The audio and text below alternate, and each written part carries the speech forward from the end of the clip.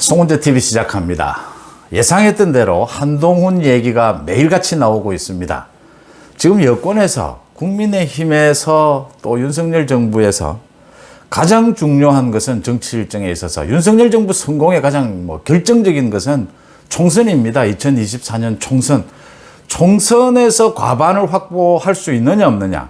과반을 확보하지 못한다면 윤석열 정부는 어려워진다. 이 부분에서 내세울 사람이 누구냐라는 겁니다. 지금 여권 전체에서 선거, 총선에서 내세울 만한 간판 스타, 얼굴이 누구냐? 지금으로서는 한동훈밖에 없다. 한동훈이 가장 유력하다. 이 얘기입니다.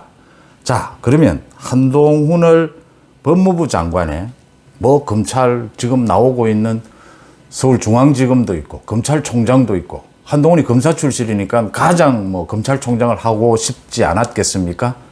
그런데 한동훈을 법무부 장관으로 발탁을 했다. 윤석열 대통령의 뜻은 어디에 있느냐? 금수완박에 대해서 확실하게 해결을 해야 한다. 문재인, 이재명에 대해서 확실하게 수사, 법적 책임을 물어야 한다. 그걸 전체적으로 한동훈에게 맡겼다. 그 다음은 결국 윤석열 대통령의 뜻은 한동훈 장관을 정치권에 투입시킬 것이다. 라는 겁니다.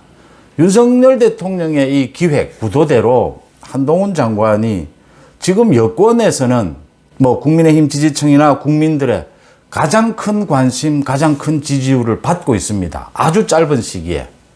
이럴 경우에 이제 한동훈 장관을 어떻게 쓸 것이냐, 또는 한동훈 장관은 정치권에 어떻게 대비할 것이냐라는 겁니다.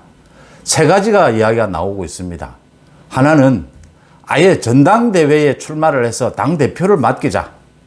당대표에 지금 많은 사람들이, 10명이 넘는 사람들이 아마 출마할 것으로 보입니다.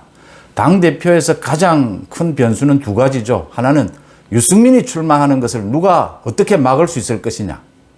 윤석열 정부를 뒷받침할 수 있는 소위 친윤 후보를 압도적으로 탄생시킬 수 있을 것이냐. 이 부분입니다. 이게 지금 10명 넘게 후보들이 난립을 하고 있지만 확실하게 믿을 수 있는 후보가 있느냐라는 겁니다. 그게 없다면 어쩔 수 없이 굉장히 이건 상당히 무리한 그런 일정이 될 수도 있습니다. 한동훈을 투입할 수밖에 없다. 마지막 카드로 한동훈은 남겨둬야 된다라고 하는 것이고요. 또 하나는 어차피 총선의 모든 것을 거는 전쟁이다라고 보면 총선에서는 한동훈이 투입이 돼야 된다. 한동훈을 간판 스타로 내세워서 총선을 치를 수밖에 없다.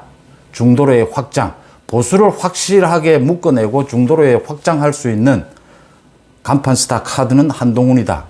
총선을 넘길 수는 없을 것이다.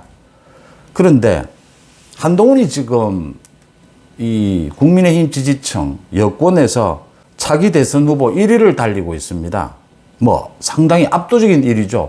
유승민의 역선택 부분을 제외한다면 한동훈이 차기 대권 후보라고 한다면 한동훈 자신도 그렇고 총선에도 사실은 한동훈이 정치권에 대비를 하지 않는 것이, 등판을 하지 않는 것이 유리할 수도 있습니다. 이제 이 부분, 이 세 가지 가능성을 놓고 이제 많은 얘기들이 나올 수밖에 없습니다. 지금 가장 유력하게 거론되는 것은 총선에서의 투입입니다.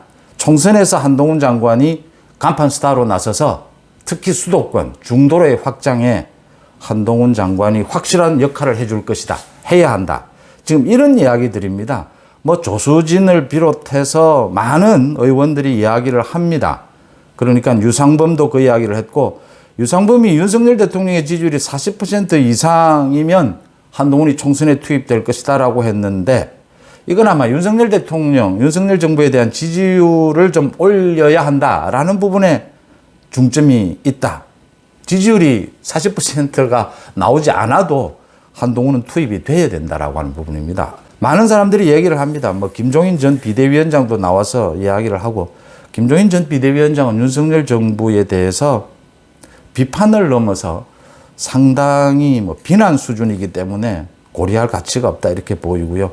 그러니까 많은 이야기는 지금 한동훈 카드라고 본다면 총선에서 투입한다.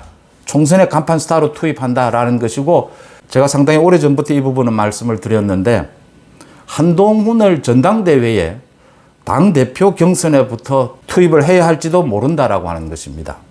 지금 100% 당원으로 당대표를 뽑자. 역선택을 어떤 경우에든 이번에는 막아야 한다. 라고 본다면 당원들의 가장 큰 지지는 나경원입니다.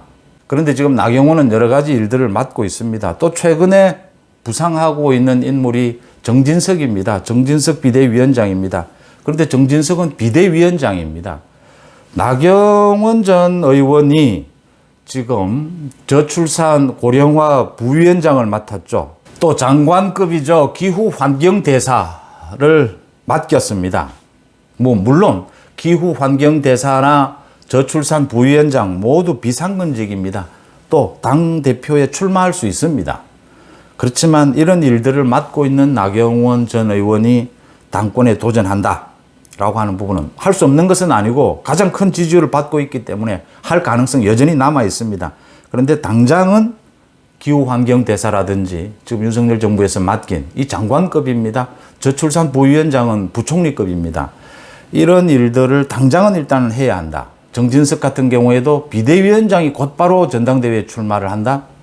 무리다 라는 이야기는 나올 수가 있습니다. 그런데 이 카드를 여전히 살려둬야 하는 것은 유승민의 역선택을 막고 확실하게 친윤 후보로 압도적인 당선을 시킬 수 있느냐, 만들어낼 수 있느냐, 후보가 난립할 경우에 이게 유승민에게 유리할 것이다. 많은 전망들 구도가 가능한 대목입니다. 또 지금 내각에 있는 이제 윤석열 정부의 내각을 구성하면서 스타 장관으로 떠오른 사람이 한동훈, 원희룡, 권영세 등입니다. 한동훈, 원희룡, 권영세도 여전히 당권에 출마할 수가 있습니다. 가능성이 있습니다. 그래서 이제 정진석, 나경원, 한동훈 모두가 이렇게 카드로 준비가 되고 있다. 전당대회부터 준비를 해야 한다. 당연히 한동훈 장관의 경우에 지금 문재인, 이재명에 대한 검찰 수사, 검수완박을 막아내야 되는 검수원복의 문제가 있고 이게 지금 또 헌법재판소에 지금 재판 중입니다. 곧 결과가 나올 겁니다. 이런 당면한 문제들이 많이 있다. 내년 2월 전당대회라면 좀 무리가 아니냐.